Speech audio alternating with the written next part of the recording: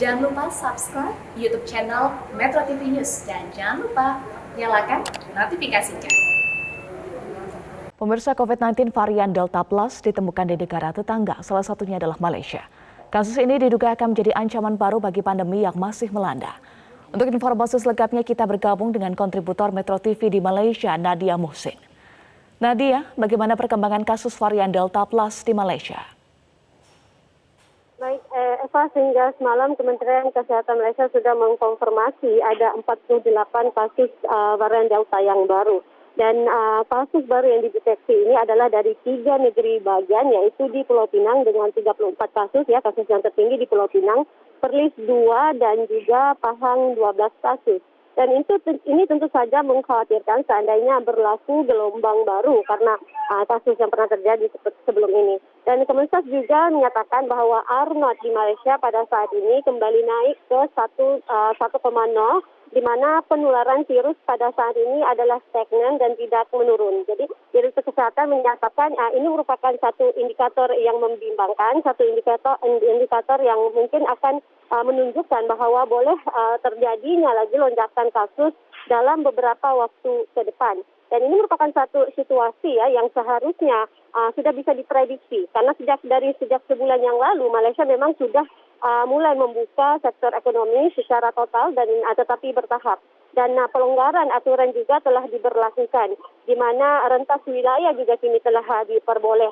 Dan selain itu juga pada saat ini pilihan raya negeri, ya, di salah satu negeri bagian yaitu di Malacca sedang diadakan pemilu. Dan seandainya partai-partai politik yang ikut bertanding gagal untuk mematuhi aturan dan prokes yang telah ditetapkan, ini tentu saja akan berdampak kepada kasus COVID-19 seperti yang pernah terjadi pada tahun lalu pemilu Sabah, di mana terjadinya gelombang kedua pada saat itu, Eva.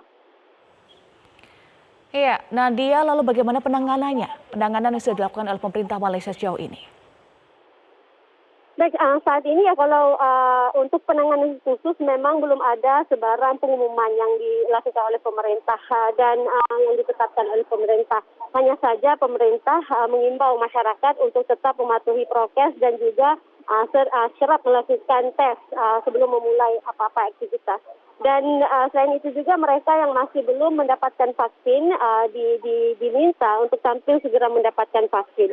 Pada saat ini tahap atau kadar vaksinasi di Malaysia pada saat ini adalah lebih dari 90% untuk populasi dewasa. Begitu. Iya, Nadia, lalu apakah dengan adanya kenaikan kasus ini berdampak pada rencana Malaysia untuk membuka perbatasan pada awal tahun 2022 mendatang?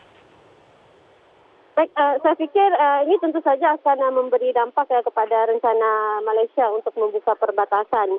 Seandainya kasus terus meningkat, sehingga semalam sudah 3 hari memang kasusnya sudah mulai di atas 6.000 kasus. Jika sebelum ini kita lihat Malaysia menutup pintu perbatasan negara itu mulai dari sejak lockdown diberlakukan pada tahun lalu, yaitu lockdown yang pertama. Dan begitu keadaan mulai pulih, semuanya semakin mulai dibuka, tetapi pintu perbatasan tetap belum dibuka. Jadi saya pikir ini tentu saja akan memberi dampak selama apa yang kita lihat selama 2 tahun ini.